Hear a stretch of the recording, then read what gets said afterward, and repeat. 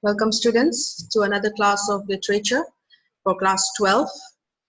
We will be doing a chapter from Ecos called The Story of an Hour by Chopin. I would like to first read a little bit, tell you the story about Chopin. She was born on February 1850 and she's one of the first popular feminist authors of the 20th century. And after the death of her husband, Kate moved in with her mother, who shortly died, and she was left all alone to raise her children and suffered from depression. But then her doctor and friend recommended her to fight depression by writing. They advised her that writing would be therapeutic, healing, and that it could ultimately provide her with much needed income. By 1890, Kate began writing short stories that constantly appeared in literary magazines. Chopin had a beautiful gift with her words. She used irony in her writing to reveal a strong hidden message against the traditional roles of women. She was never credited for her work as a novelist, which caused her discouragement for not being accepted as an author. She was also considered to be too far ahead of her time. She ultimately turned to writing hundreds of short stories that incorporated the realities of women's rights and their portrayal in society. In the short story, the one that we're going to do now, The Story of an Hour, Chopin reveals a deep-rooted problem women face in marital relationships. She plots the idea that women were oppressed through unhappy marriages. Through this idea, she voiced that marriages were institutions that put restraints upon women. So students, I want you to bear in mind that we will be dealing with certain themes in this story. Number one, that is feminism. Okay. Number two, an unhappy marriage. Number three, the struggles that married women face in an oppressed marriage. All right. So based on that, we will be doing the story of an hour. Shall we start? Knowing that Mrs. Mallard was afflicted with a heart trouble, great care was taken to break to her as gently as possible the news of her husband's death. It was her sister Josephine who told her in broken sentences, veiled hints that revealed in half concealing. Her husband's friend Richards was there too, near her. It was he who had been in the newspaper office when intelligence of the railroad disaster was received, with Brentley Mallard's name leading the list of killed. He had only taken the time to assure himself of its truth by a second telegram, and had hastened to forestall any less careful, less tender friend in bearing the sad message. So we're introduced to the first few characters of the story. We have Mrs. Mallard, who will be our main character, and we have Josephine, her sister. All right. We also have Richards, who is Mrs. Mallard's husband's friend, and Mrs. Mallard's husband's name is Brentley Mallard. In the first two paragraphs of the story, we come to know that Mrs. Mallard is not a healthy person. She has a heart problem, and the news that her husband had died in a railroad accident was to be told to her in a very gentle manner. Her sister Josephine, okay, had to tell her this bad news, and she tried to be very gentle, not breaking the news suddenly, but in short sentences, giving hints here and there. Okay, she tried to conceal the harshness of the news to her sister. The person who found out about Mrs. Mallard's husband's death was Richards, who was his friend, and he had gone to the newspaper office to find out what had really happened and to see the list of the people being killed in that railroad accident. And he had seen Brentley Mallard's name right at the top of the list. So he waited for just another second telegram, and he went ahead and told Josephine that they had to tell Mrs. Mallard about her husband's death.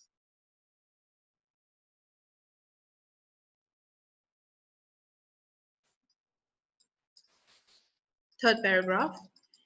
She did not hear the story as many women have heard the same, with a paralyzed inability to accept its significance. She wept at once. with sudden wild abandonment in her sister's arms. When the storm of grief had spent itself, she went away to her room alone. She would have no one follow her. So Mrs. Mallard, the moment she heard the news, okay, she was not able to accept the fact that her husband had died in a railroad accident, as most women would react. Her reaction was very natural, and she cried, okay, suddenly, and she cried as if she was all alone in the world, in her sister's arms. And when she was done crying, she went to her room, and she did not allow anybody to follow her.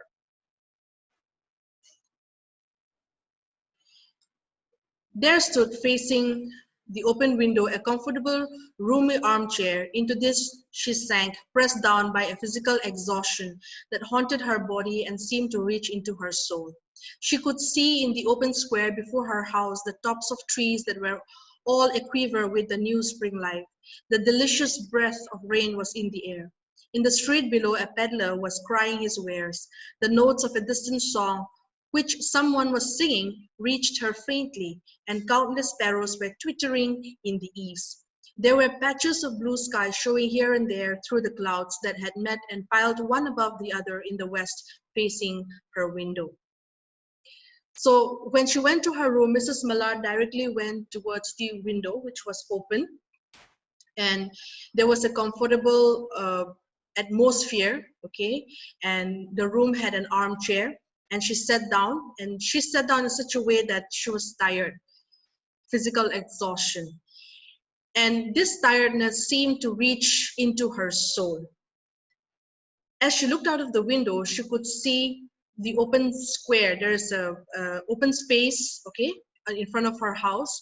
She could see the tops of trees, and it mentions here in the text that they were quiver with new spring life. That means it must have been spring.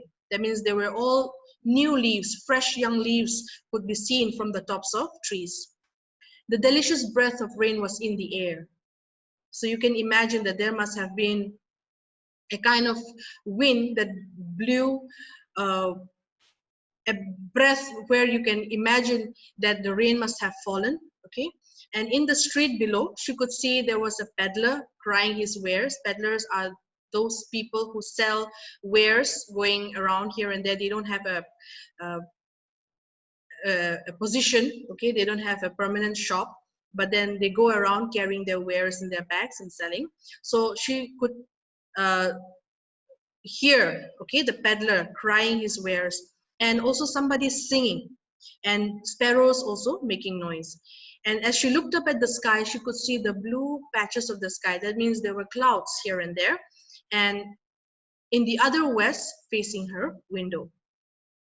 She sat with her head thrown back upon the cushion of the chair, quite motionless, except when a sob came up into her throat and shook her, as a child who has cried itself to sleep continues to sob in its dreams. So as she sat on the chair, she just threw her head back. That means she comfortably placed herself on the chair. Okay, she did not move, motionless, except a sob came up to her throat, as if a child who had cried for many, many hours, okay, is trying to sober up, is trying to stop crying, and is feeling a little bit uh, remorseful, at the same time peaceful. Okay, if you can relate it back to your childhood, like when you have cried after a long time, then you can still feel that breath inside your lungs. So that's how she was feeling, like a child who had cried for a long time. Okay, she kept on having that sob coming out of her. She was young, with a fair, calm face, whose lines bespoke repression and even a certain strength. But now there was a dull stare in her eyes, whose gaze was fixed away off yonder on one of those patches of blue sky. It was not a glance of reflection, but rather indicated a suspension of intelligent thought. So here we have a brief description of how Mrs. Mallard looks like. Okay, she is young. That means must have recently got married. She has a fair, calm face, and the lines on her face, they spoke repression. Repression here means some kind of anxiety, some kind of stress, and even a certain strength. So her face could reveal certain weakness and certain strength. But now her eyes were dull, and they were staring at something beyond what she was looking at. It was staring at those blue patch in the sky. The sky was what she was staring at, and it looks like she was looking beyond what her eyes could see. It was not a reflection. That means she was not trying to remember or trying to uh, bring out any memory, but it was some kind of thought, as if she was thinking of something intelligent. There was something coming to her, and she was waiting for it fearfully. What was it? She did not know. It was too subtle and elusive to name, but she felt it creeping out of the sky, reaching toward her through the sounds, the scents, the color that filled the air. Now her bosom rose and fell tumultuously. She was beginning to recognize this thing that was approaching to possess her, and she was striving to beat it back with her will, as powerless as her two white slender hands would have been. Now, Mrs. Millard felt something in her soul. She felt something in her heart. And she was waiting for it fearfully. She knew somewhere in her soul that something was coming to her, a kind of a feeling. But she did not know exactly what kind of feeling. And she could not name it. Uh, was it some kind of fear, or was it some kind of courage? It was too subtle and elusive. That means at this point she had no idea how she was going to feel when when that something comes and possesses her. But she felt it creeping out of the sky, reaching towards her through the sounds, the scents, the color that fills the air.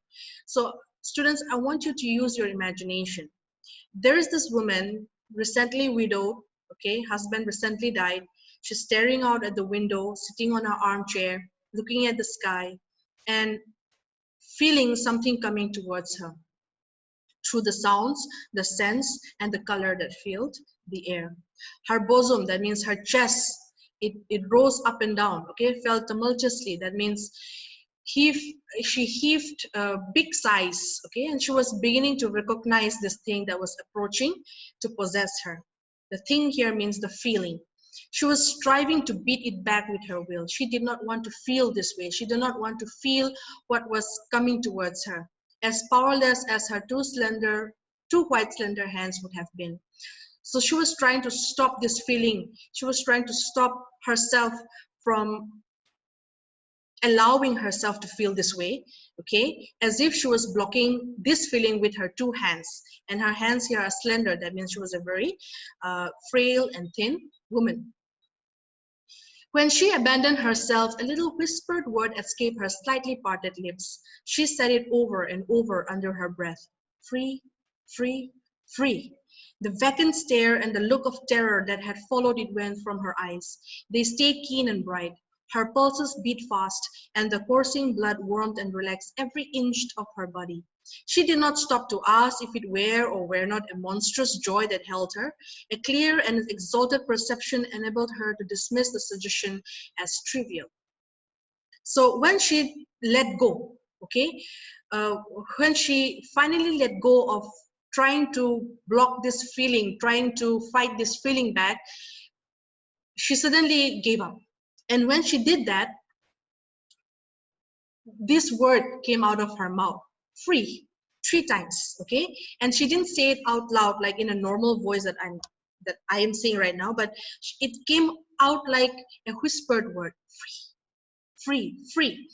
So the vacant stare, that means the empty stare that she was looking at the sky, and the dull eyes that was mentioned in the first few paragraphs, they were gone. She did not feel fear anymore. She did not feel empty anymore. She was not afraid. And now her face, her eyes suddenly became keen and bright. That means they were eager. Keen here means to be eager, and bright, that means excited. Her pulses beat fast. That means her heart was beating fast, and her blood started to warm every inch of her body.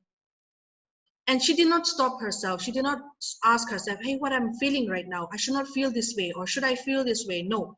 But She felt so much joy in her heart, a clear, exalted perception. That means she was very clear that what she was feeling now is something that is right, something that she has not felt before, but then she does not mind feeling this way. And she dismissed, that means she did away with that question of doubts. She did not want to doubt herself that whatever that she was feeling now was right or wrong. She just wanted to continue to feel free. She knew that she would weep again when she saw the kind, tender hands folded in death, the face that had never looked safe with love upon her, fixed and grey and dead.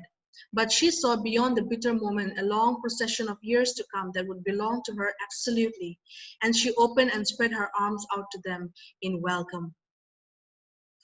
There would be no one to live for during those coming years. She would live for herself. There would be no powerful will bending hers in that blind persistence with which men and women believe they have a right to impose a private will upon a fellow creature. A kind intention or a cruel intention made the act seem no less a crime as she looked upon it in that brief moment of illumination. So realizing that, yes, she would cry again when she sees the dead body of her husband, okay, Mr. Bradley Mallard. She knew that she would cry again when she sees the tender hands, when she sees the face of her husband, okay. She knows that she would cry again. But then that would not be a cry of bitterness, that would not be a cry of loss, but then it would be she would be crying out of uh, a feeling that she's finally free.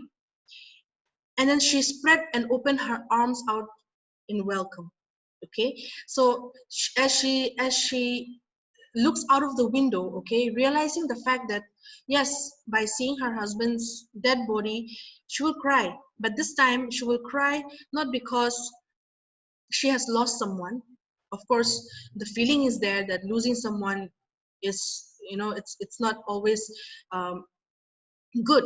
But then that feeling would be in exchange for freedom. So here she opened her hands towards that freedom that she will be having from now on.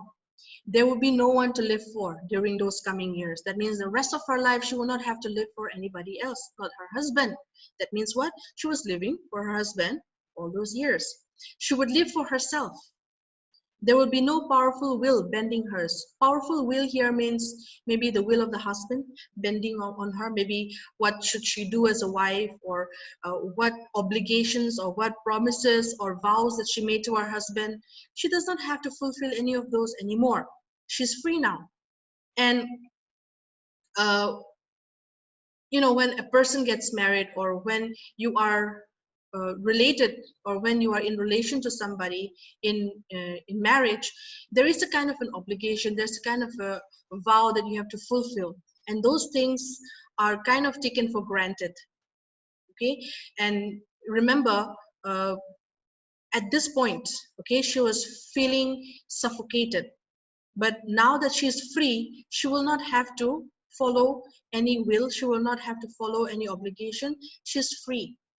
A kind intention or cruel intention made the act seem no less a crime. So she felt like she was a criminal, because at this point she was so happy that she's free that it did not occur to her that being happy at this point is kind of a crime, because what kind of wife becomes happy when the husband dies?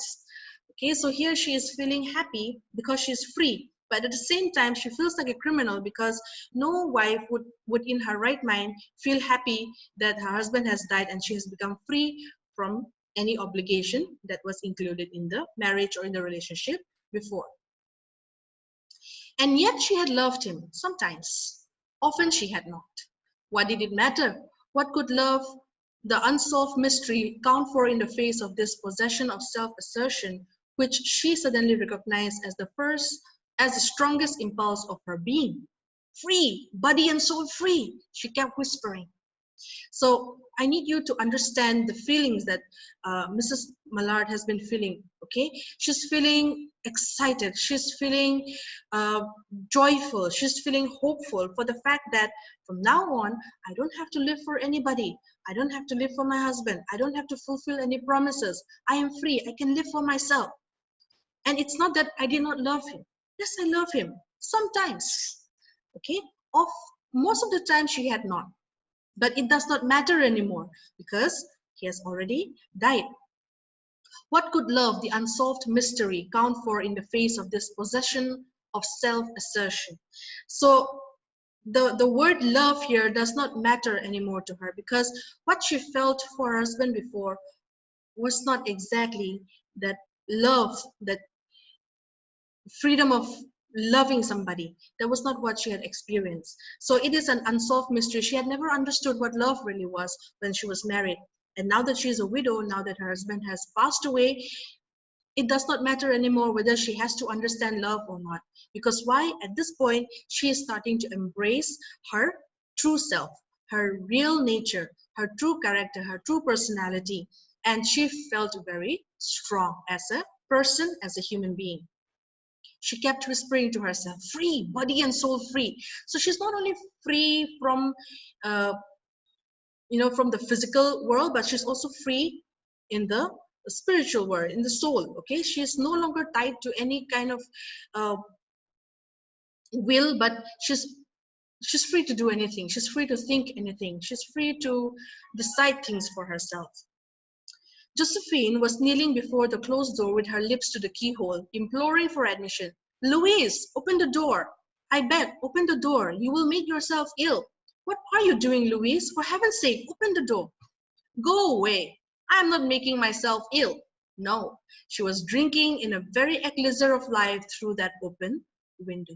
So Josephine, her sister, was getting concerned because she had locked herself up in her room and she did not allow anybody to come in.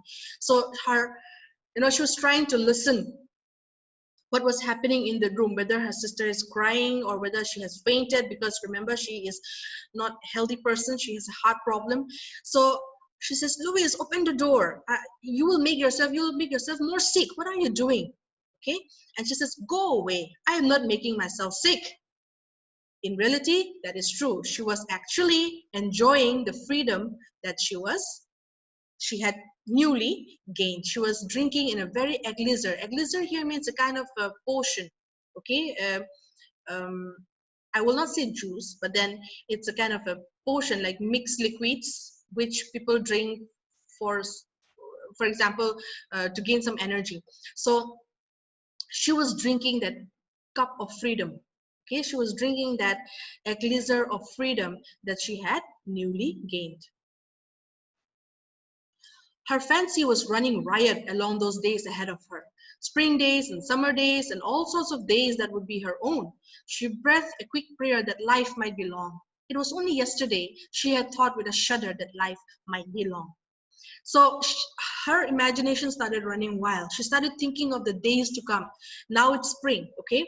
So summer will come, and then all sorts of other weather, all sorts of other climate would come, and all sorts of days would come. And in those days, she will be free. It will be the days that she would be able to decide by herself what she wants to do, what she doesn't want to do, okay? And she would be a day of freedom. So she suddenly said a quick prayer, okay, that, oh, how I wish life is long. Because why? The day before today, okay, she had thought about how life is going to be long, and she shuddered. I mean, she was very much disappointed, and she was very much hesitant that life would be so long and she would have to continue this boring, dull, okay, life. But now she wished that life was long. She arose at length and opened the window to her sister's importunities. There was a feverish triumph in her eyes, and she carried herself unwittingly like a goddess of victory. She clasped her sister's waist, and together they descended the stairs. Richards stood waiting for them at the bottom. Someone was opening the front door with a latchkey. It was Brentley Mallard, who entered a little travel-stained, composedly carrying his gripsack and umbrella. He had been far from the scene of the accident and did not even know there had been one. He stood amazed at Josephine's piercing cry, at Richard's quick motion to screen him from the view of his wife. But Richards was too late. When the doctors came, they said that she had died of heart disease, of joy that kills. So when she finally opened the door, okay, Josephine was already very much anxious, very much worried for her sister. And but her sister, whose first name was Louise, okay, she came out, and there was triumph, there was kind of happiness, a kind of a victory in her eyes. And she carried herself, that means she walked out of the door as if she had won some battle. She clasped her sister's waist, and together they came down the stairs where their friend Richards was waiting for them. But there was someone opening the door, and there was Brandley Marlard coming in, carrying his umbrella and bag, okay? And he had not known about the accident at all. It seems that he was not even there when the accident had occurred. So he was surprised when Josephine looked at him and cried out, and Richards was very shocked to see his friend, okay, coming back alive. And he was trying to block, okay, he was trying to uh, remove himself so that uh, his wife, Mrs. Mallard, would see him. But then it was too late. By the time Mrs. Mallard saw her husband, she had died of a heart disease. And here, the last line says that of joy that kills. So it's an irony, actually. Why did Mrs. Mallard die? Was she happy that she saw her husband, or was it something else that killed her? So this is a question which I would like you students to answer. Okay, you can give your comments in WhatsApp, or next time we have a discussion, you can always put in your comments. I want you to read the story again, and I want you to understand that this story talks about a woman who was trapped in a marriage, okay, where she did not have the freedom to think for herself. She did not have the will to even decide for herself. And when that marriage was broken by death, she suddenly felt free. So what is it that a woman feels in a marriage that is oppressed? What is it that a woman feels in a marriage where she cannot have the freedom to decide things for herself? We will discuss more on this, all right? But then for now, we will wind up, and I hope you have understood the story. You can always reach out to me through WhatsApp, and next time we meet, we are going to discuss on this. Thank you.